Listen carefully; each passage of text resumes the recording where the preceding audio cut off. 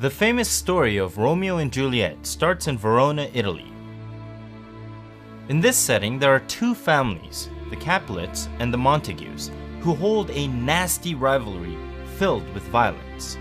Their feuds have been causing the rest of the city many problems, but there doesn't seem to be any end in sight. Samson and Gregory, two servants of the Capulet house, are bad-mouthing the Montague family. While the two Capulets make sexually insulting remarks about the women of the Montague house, Gregory actually manages to spot out two Montagues, one of them being Abram.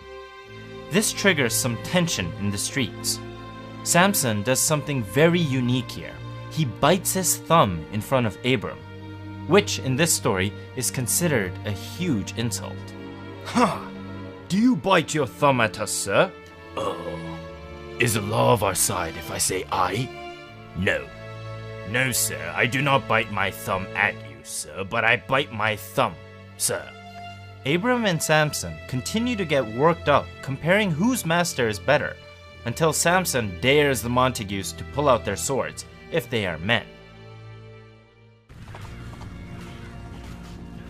Suddenly, Benvolio, another Montague member, jumps into the scene and tries to get the fight to come to an end. But suddenly, Tybalt, another member of the Capulet house, makes his entrance. What art thou drawn among these heartless hinds? Turn thee, Benvolio, look upon thy death. I do but keep the peace. Put up thy sword, or manage it to part these men with me. What? Drawn and talk of peace? I hate the word, as I hate hell, all Montagues, and thee. Have at thee, coward. Down with the Capulets! Down with the Montagues! What noise is this? Give me my long sword. Oh. A crutch, a crutch! Why call you for a sword? Thou villain Capulet, hold me not. Let me go. Thou shalt not stir 1 foot to seek a foe. With all the commotion, Prince Aeschylus arrives to the scene. Rebellious subjects, enemies to peace, you men, you beasts. On pain of torture from those bloody hands, throw your mistempered weapons to the ground. And hear the sentence of your moved prince. 3 civil brawls, bred on airy word, by thee, old Capulet and Montague, have thrice disturbed the quiet of our streets. If you ever disturb our streets again, your lives shall pay the forfeit of the peace. The prince successfully breaks up the brawl, but only by threatening to kill anyone who is caught breaking the peace.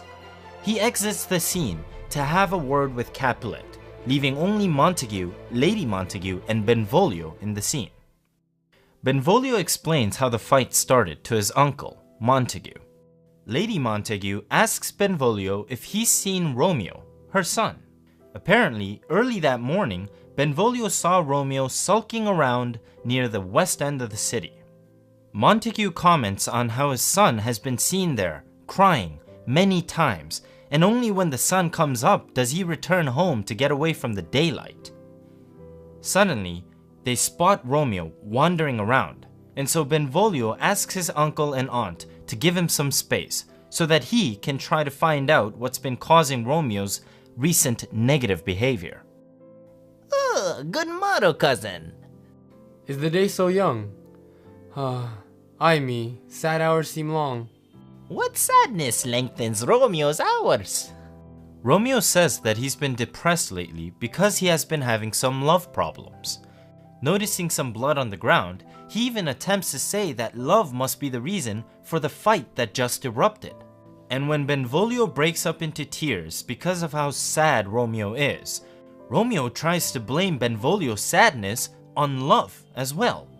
Romeo goes on for a bit longer, describing what love is in a beautiful but heartbreaking poem. Love is a smoke raised with a fume of sighs.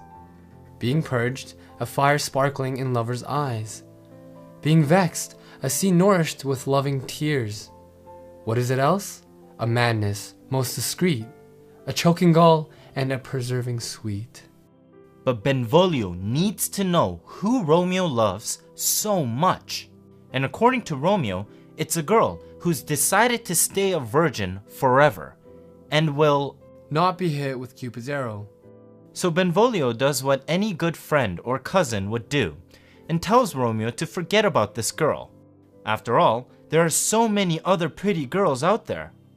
But Romeo says that looking at other girls will only remind him of the one that he's truly in love with, Rosaline. As the scene comes to an end, Benvolio promises that he'll show Romeo how to forget about his unrequited love.